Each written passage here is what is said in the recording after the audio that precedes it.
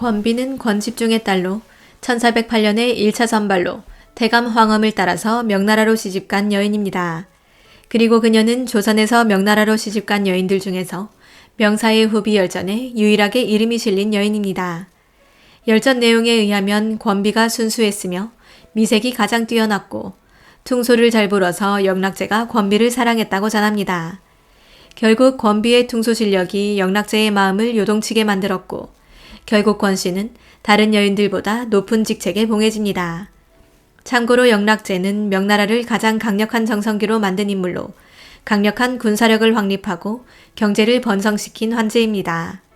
그는 조선의 여자들을 매우 좋아하여 즉위 후 조선에 조서를 보내어 공녀를 보내라고 번번이 재촉했습니다.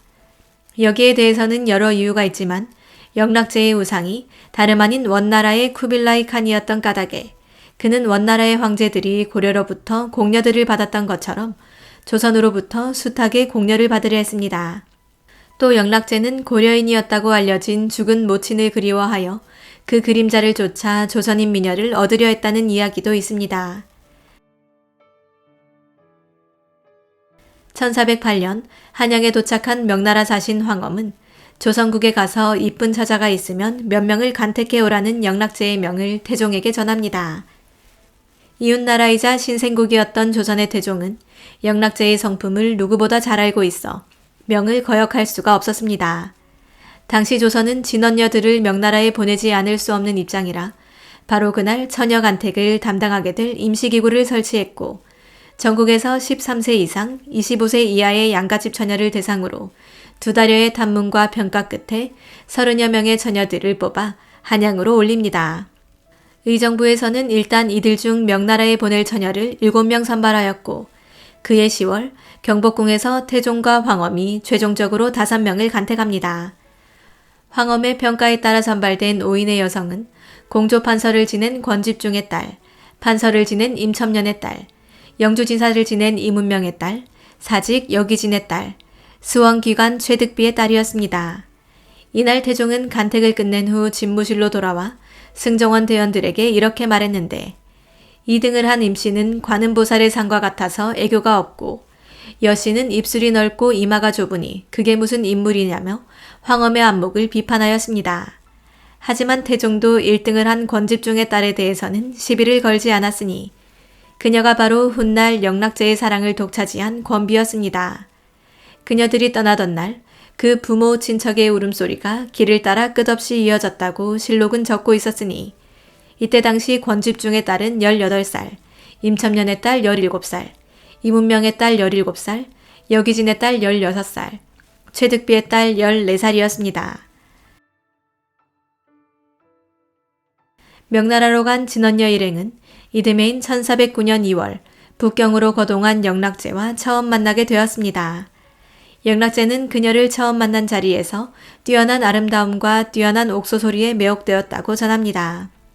감미로운 페리 소리에 취한 영락제는 바로 권비를 현인비로 봉하며 여러 비빈들 중에 제일 높은 자리에 앉혔고 당시 후궁을 다스리던 서왕후가 이미 죽었으므로 영락제는 권비로 하여금 후궁의 일을 맡게 하였습니다. 과감하고 강인하고 남성미가 넘치던 영락제는 이 유순하고 온화하며 예쁜 조선 여인을 더할 수 없이 아꼈습니다.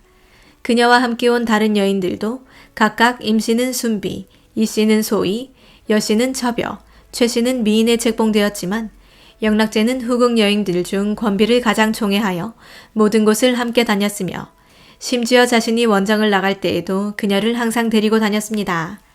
권비 또한 고려말 원나라 황후가 되었던 공녀 출신 기왕후와 달리 현명한 처신으로 크게 신망을 얻게 됩니다.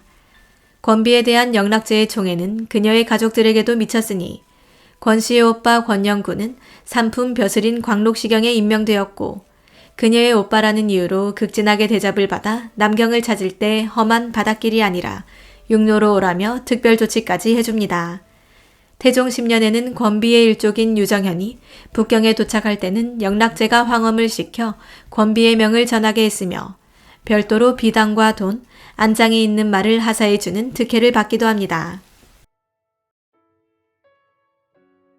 1410년 영락 8년 10월 권비는 영락제를 따라 몽골 정발에도 함께하여 승리하고 다시 돌아옵니다. 그런데 권비가 돌연 중병을 얻어 죽어버렸으니 이때 권비의 나이 20살이었고 현인비에 봉해진 지 불과 2년도 채 안 된 시점이었습니다. 총애하던 권비의 갑작스런 죽음은 영락제로서는 받아들이기 어려운 일이었고 크게 슬퍼하였습니다. 영락제는 손수 제사를 지내고 공언이란 시호를 내리며 그녀의 죽음을 애도합니다. 그리고 그녀를 산동 봉연에 묻어주고 현지 지방관아에 분묘를 지키도록 명을 내립니다. 한 번은 권비의 가족들을 만났을 때 영락제는 비통하게 눈물로 범벅이 되었으며 말을 한마디도 하지 못할 정도로 슬퍼했습니다. 권비의 사망 소식을 접한 조선의 태종은 권비의 숙부였던 판전농시사 권집지를 북경으로 급하게 파견하였고 그를 진양사로 삼아서 제문을 보냈고 백저포, 흑마포를 각각 50필씩을 내려 제수비용으로 쓰게 합니다. 그런데 권비의 죽음은 4년 후 엄청난 사건으로 확대되었으니 그녀가 병사한 것이 아니라 독살당했다는 고발이 들어온 것이었습니다. 당시 영락제는 권비를 독살한 범인이 권비와 함께 공녀로 왔던 조선 여자인 여씨라는 제보를 받고 그녀를 추국합니다. 그래서 여씨는 불에 달군 쇠로 몸을 지지는 형벌은 낙형을 받아 1개월 만에 죽게 되었고 이와 관련 있는 궁인과 황관 수백 명이 처형됩니다. 그리고 이 사실은 조선에 알려져 모국의 수치라는 명목으로 여씨 가족들이 큰 화를 입으며 관비로 전락합니다. 그런데 권비 독살 사건은 여기에 그치지 않고 세종 6년이 되어 새로운 방향으로 흘러갑니다. 몽골 친정 중이던 영락제가 사망하자 이 사실을 알리기 위해서 한양에 사신을 보냈으니 당시 명나라 사신들은 이렇게 말했습니다. 명나라 상인의 딸 여씨가 자금성에 들어와 조선의 여씨와 같은 성씨라며 친하게 지내려고 친밀감을 보였으나 조선의 여씨가 살갑게 대해주지 않았다. 명나라 상인의 딸 여씨는 악감정을 품었다. 권비가 죽자 상인의 딸 여씨는 조선의 여씨가 독약을 타서 살해했다고 무고했다. 영락제는 분노에 조선 여씨와 궁인, 황관 수백여 명을 살해했다. 그 후 상인의 딸 여씨는 궁인 어씨와 함께 황관과 관통했다. 황제는 이러한 사실을 알면서도 여씨와 어씨를 총애한 심정에서 모르는 척했다. 그러나 간통 사건이 발각될 것을 두려워한 두 여인은 목을 메어 죽었다. 영락제는 대노했다. 권비 독살 사건도 상인의 딸 여씨의 무고에서 연유했다고 보고 그녀의 시녀들을 국문했다. 시녀들은 혹독한 고문을 받아 시역을 꾸몄다고 억지로 자백했다. 이 일에 연좌된 자가 무려 2,800여 명에 달했다. 영락제가 친히 나서 무고한 자들을 죽였다. 이 사건을 종합해서 보자면 훗날 명나라 상인의 딸 여씨가 궁인 어씨와 함께 황관과 간통한 사실이 알려지며 화를 입을까 두려워 목을 메었고 영락제는 이를 빌미로 친히 상인의 딸 여씨의 시비들을 신문하게 됩니다. 그런데 생각지도 못하게 이 궁녀들로부터 상인의 딸 출신 여씨가 악감정을 품고 있던 조선의 여인 여씨에게 권비 독살 누명을 씌웠다는 것과 황제를 모살하려 했다는 진술을 받아내게 됩니다. 더불어 당시 조선으로 와서 황제의 후궁을 뽑아갔던 황관 황엄까지 가담한 것으로 들통나게 됩니다. 영락제는 화가 머리끝까지 나서 친히 궁녀들에게 혹형을 가하게 되었으니 그 중에 이에 연관되어 주살당한 궁녀가 거의 2,800명에 이르게 됩니다. 영락제는 매번 친히 혹형을 가하였으며 어떤 궁녀는 그 자리에서 영락제를 욕하기도 하였습니다. 네 자신이 나이가 들어 양기가 쇠하였는데 궁녀가 황관과 잘 지내는 것이 무슨 죄가 된다는 말인가. 이에 분노한 영락제는 화공으로 하여금 황관과 궁녀가 서로 끌어안는 모습을 그리게 하여 궁녀들에게 모욕을 가하고 모두 죽여버립니다. 기록에 따르면 궁중의 궁녀들이 참살당할 때 궁전에 벼락이 내려친 일이 있었다고 합니다. 궁중의 사람들은 매우 기뻐 영락제가 하늘을 무서워하여 더 이상 사람을 죽이지 않을 것이라고 생각했지만 영락제는 전혀 달라진 것이 없이 그대로 죽여버렸다고 합니다. 그는 이 사건을 처리함에 있어서 아주 악독하고 잔인했다고 전합니다.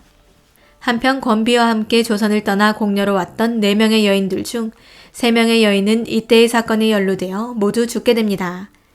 여씨는 앞서 언급한 바 무고를 당하여 한 달여에 걸친 낙형을 당한 끝에 숨을 거두었고 이어 임첨년의 딸도 불려가 목을 매 자살했고 이 문명에 따른 모진 고문 끝에 차명을 당하게 되었으니 결국 최득비의 딸을 제외한 4명의 진원녀들은 모두 불행하게 삶을 마감하게 됩니다. 이 사건은 중국인 궁녀 어씨와 여씨가 황엄과 손잡고 벌인 무고 사건이라 하여 어여의 난이라고 부르며 명촉이 가장 참혹했던 사건으로 알려져 있습니다.